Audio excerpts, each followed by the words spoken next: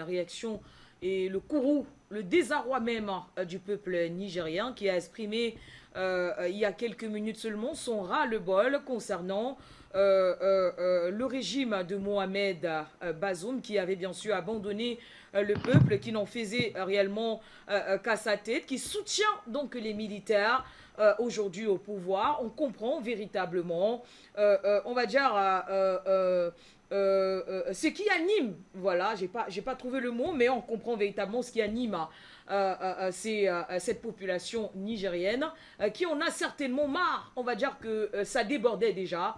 Ils explosent, ils ont finalement explosé, il fallait qu'ils parlent, et voilà qu'ils ont parlé, et on comprend véritablement ce qui est arrivé hier du côté du Niger avec le renversement du régime au pouvoir, notamment Mohamed Bazoum, le désormais ex-président du Niger, j'ai failli dire du Nigeria, Charlie Kenya. Oui, c'est important de le dire. Vous savez, la sortie de mon frère du côté du Niger m'a fait un pincement au cœur. Et c'est pour ça qu'on se bat. C'est pour ça qu'on se bat et c'est pour ça qu'on a l'obligation de gagner ce combat. Vous savez, mon peuple, aujourd'hui, on nous vante des slogans, des affirmations, des paroles qui n'ont pas de sens. Ils nous rappellent à suffire qu'ils ont besoin des choses élémentaires, qu'il est possible pour eux d'avoir. Mais en lieu et place de leur offrir ce qu'ils méritent d'avoir, on les parle de la démocratie. Et c'est une réponse aux médias mensonges. Parce que quand vous voyez toute la communication qui est faite autour de cette histoire aujourd'hui par les médias occidentaux, on vous parle du seul président démocratiquement élu. Démocratiquement élu, c'est le mot.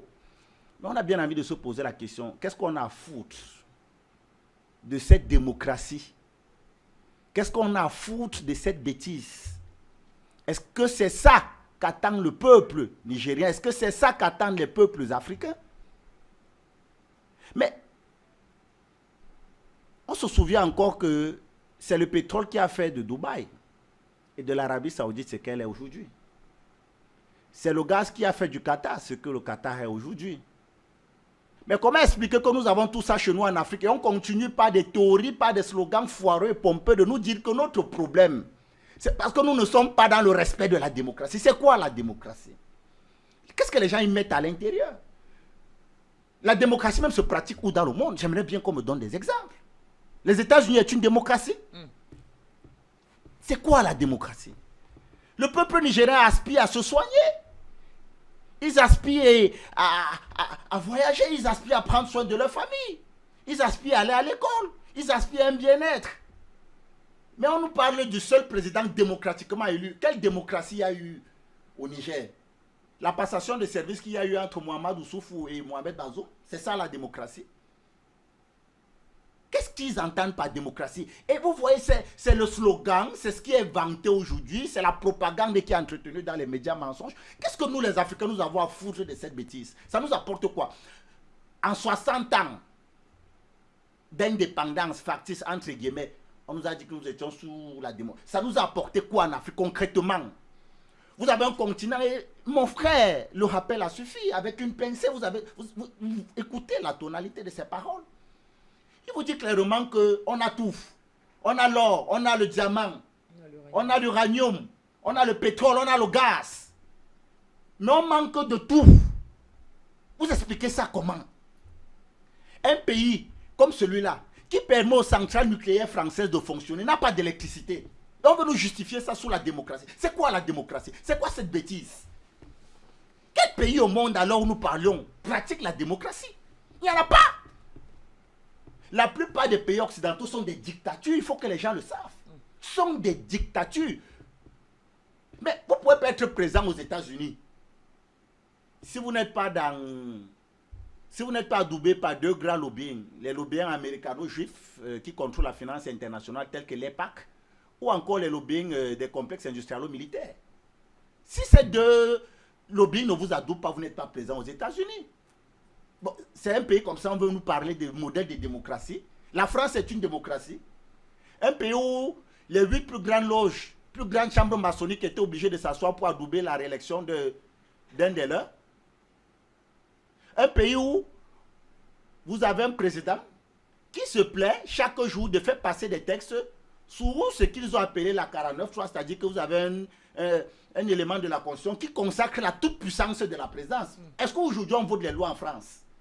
Donnez-moi un projet de loi ou une loi qui est passée par le Parlement. Mais Macron, lui, prend... C'est ça une démocratie? L'Angleterre est une démocratie. Mais les gens viennent nous vendre des slogans foireux et pompeux et on veut nous se justifier, on veut s'asseoir dessus pour justifier le pillage de l'Afrique. Ça ne peut pas passer, c'est dépassé. Il faut qu'à un moment on sorte de ces discours-là. Il n'y a pas plus démocratie ou plus démocratique que les Africains, parce que nous l'avons inventé. La démocratie, essentiellement, nous le disons ici, essentiellement ses fondements sont africains. L'arbre à palabre, c'est ça la démocratie. Et la démocratie africaine, elle était inclusive, parce qu'on faisait avec tout le monde. La démocratie telle que pratiquée par les Occidentaux, mais c'est une démocratie exclusive. Donc, véritablement, on n'a pas de leçon, on ne veut même pas entrer dans ces débats-là. Nous, en Afrique, nous, on veut vivre. On veut jouir de notre travail. On ne veut plus ces slogans mondialisation, démocratie. Ça ne nous aide pas. C'est dépassé. Et notre frère, tout à l'heure, il convoque également un élément essentiel. Il dit on n'a pas besoin de la France pour se protéger. Il dit on n'a pas besoin de la France pour se protéger. Si vous avez lu un livre, et là je convoque ici la conscience africaine, je les envoie lire un livre. Le livre en réalité a été écrit par William Bloom. Ça s'appelle L'État voyou. Dans ce livre, on vous démontre ce que nous avons pour habitude sur ce plateau d'appeler l'international terrorisme. Et je le dis, j'ai rédigé des articles où je le démontre, ça suffit, que l'international terrorisme, parce qu'on nous démontre, et c'est vrai, la menace aujourd'hui la plus pressante et la plus présente sur le territoire, sur le continent africain, c'est la menace terroriste, c'est la menace djihadiste. Quand vous lisez le livre de William Bloom, L'État voyou, il vous démontre comment le système international entretient, parraine et finance le terrorisme à l'échelle internationale. Ça veut dire que les mêmes gens qui aujourd'hui nous disent venir défendre ou alors nous apporter leur soutien et leur aide dans la lutte contre le terrorisme sont les mêmes qui entretiennent ce terrorisme. Le Mali nous l'a démontré. La France, l'Occident, l'Europe, jamais, je dis bien jamais, n'apportera une quelconque solution au problème d'insécurité que nous vivons en Afrique parce qu'ils en sont les responsables. Alors on ne peut pas attendre de ces gens qu'ils viennent nous aider sur un problème qu'ils ont participé à créer. Voilà pourquoi notre frère du Niger nous rappelle à suffit qu'on n'a pas besoin de la France pour nous protéger. D'ailleurs, ils ont protégé quel pays on a vu? Partout où ils sont passés, on sait ce qu'ils ont laissé derrière, la désolation, le chaos, la tristesse, la famine, le meurtre, l'assassinat, l'opération turquoise au Rwanda, où les témoignages des victimes, et tenez-vous tranquille, parmi ces victimes, majoritairement c'était des femmes. Ils disent que lorsque le blanc est arrivé, lorsque la France est arrivée, nous avons été naïfs de croire qu'ils étaient des sauveurs. Parce que ces femmes ont été violées par l'armée française en 1994. Lors de l'opération turquoise, pendant le génocide au Rwanda, violées par l'armée française. Elles ont porté plainte. Alors où je vous parle à Paris, statu quo, lettre mort, on ne parle pas. On a vu le passage de la France à la République centrafricaine.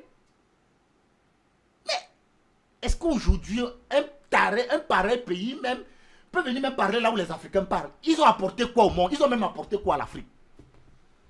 Ils ont passé le temps à violer les enfants en République centrafricaine, de pédophilie, de violer les femmes. Et curieusement, on nous a parlé d'un non-lieu. On sait très bien les crimes de l'armée française au Mali, on peut passer une journée à parler dessus. Même ceux qui sont supposés être leurs amis, je parle ici de la Côte d'Ivoire. On a vu très bien comment le 43e BIMA là-bas en France, lors des exercices militaires, a eu à tuer